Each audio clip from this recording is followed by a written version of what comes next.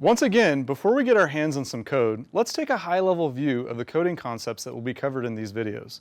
We'll take a closer look at the Pandas library, which has been introduced previously. We'll get into more detail in three concepts. First, I will provide a definition of the tidy data structure. Then we will review the components of the Pandas data frame. Finally, we will discuss the categories of Pandas functions. Tidy data is a way to organize data in a standardized way to make it easier to manipulate and visualize. This simple 3x3 matrix illustrates the first aspect of tidy data. It shows that the variables of your data should be organized in each column. Variables are characteristics that have been measured or recorded from various objects. In this example, we have the variables force, mass, and acceleration. The next concept of tidy data is that each row should be used to organize the data from the observations or cases in your data. A set of observations are the items that you are quantifying using the variables.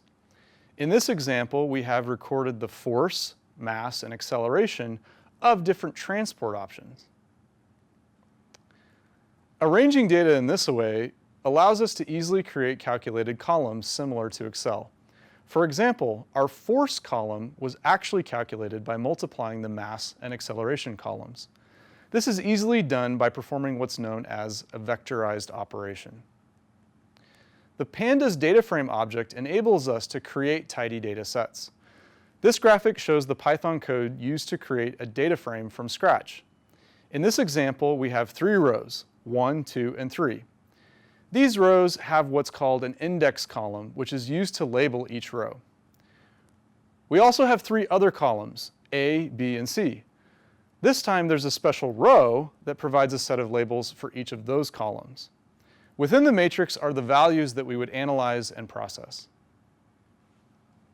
As previously mentioned, there are dozens of functions in Pandas that assist you in loading raw data into a data frame and processing the values in various ways. The key categories of these functions give us the ability to reshape, group, merge, visualize, and bring data in and out of the Python environment.